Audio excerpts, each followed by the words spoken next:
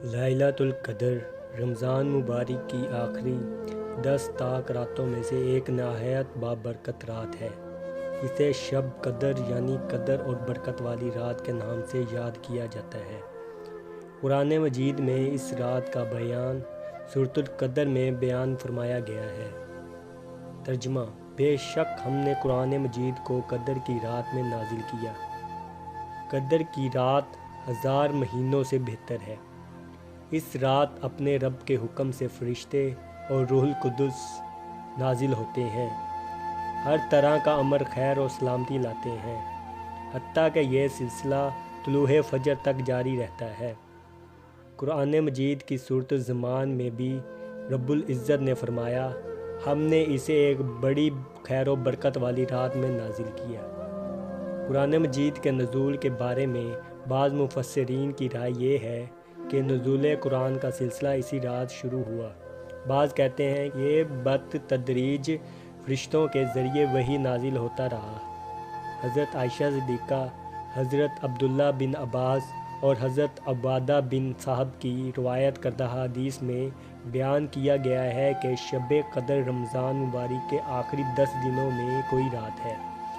غالباً کسی معین رات کا تعین واضح طور پر اللہ تعالیٰ کی طرف سے نہیں کیا گیا، تاکہ لوگ شب قدر کی فضیلت سے فائدہ اٹھانے کے لیے صرف ایک رات پر اکتفا نہ کر لیں، بلکہ مختلف راتوں میں اس کی تلاش جاری رکھیں اور عبادت کرتے رہیں۔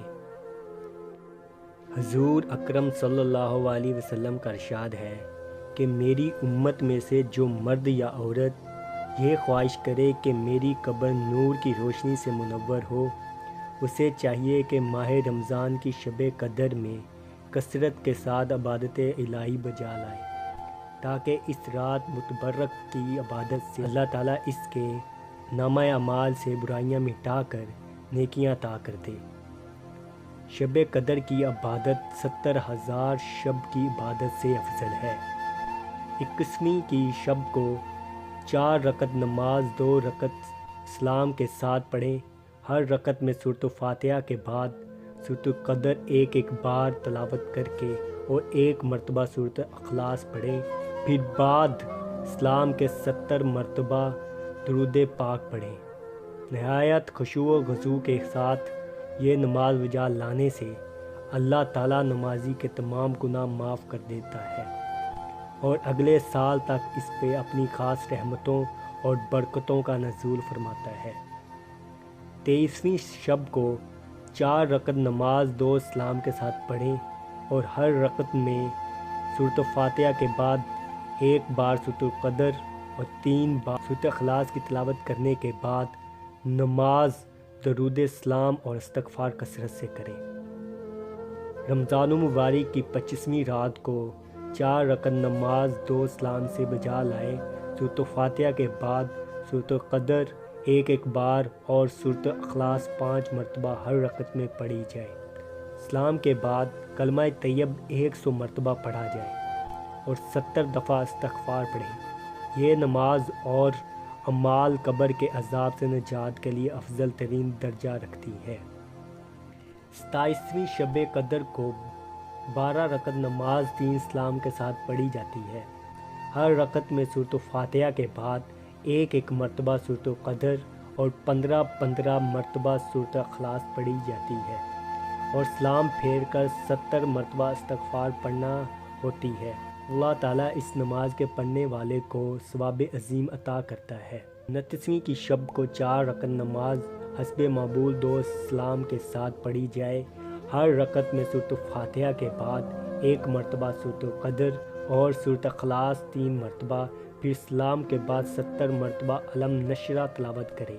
یہ نماز واسطے کامل ایمان کے بہت فضیلت کی حامل ہے، اس لیے اس نماز میں خصوصاً خشوع و خضوع ہونا ضروری ہے اور اللہ کے حضور گڑ گڑا کر ایمان کی سلامتی کی دعا کرنی چاہیے اور اپنے گناہوں کی مغفرت طلب کی جائے۔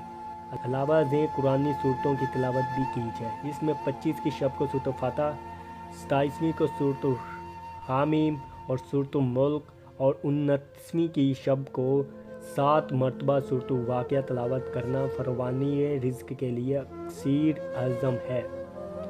لیلۃ القدر کی کچھ نشانیاں بعض احادیث اور کچھ صالحین کے تجربات کی روشنی میں معلوم ہوتی ہے، یعنی اس مخصوص رات میں فرشتوں کے نزول کی وجہ سے ایک خاص قسم کی سکونیت محسوس ہوتی ہے، دلوں پر رقت طاری ہو جاتی ہے۔ اس رات کی صبح کو جب سورج نکلتا ہے تو 14ویں کے چاند کی طرح بغیر کرنوں کا ہوتا ہے۔ اس رات زیادہ سردی یا گرمی کا احساس نہیں ہوتا بلکہ متعدل ہوتی ہے۔ یہ رات کھلی اور روشن ہوتی ہے۔ اس رات آسمان کے تارے حسب معمول ٹوٹ کر ادھر ادھر نہیں جاتے۔ بہرحال نمازی کو اس رات میں معمول سے زیادہ راحت حاصل ہوتی ہے اور ایک وجدان کی سی کیفیت چھائی رہتی ہے۔ خدا تعالیٰ سے دعا ہے کہ خدا تعالیٰ ہمیں اس رات کی پہچان اور اس رات کیا اجر و ثواب حاصل کرنے کی توفیق عطا فرمائے۔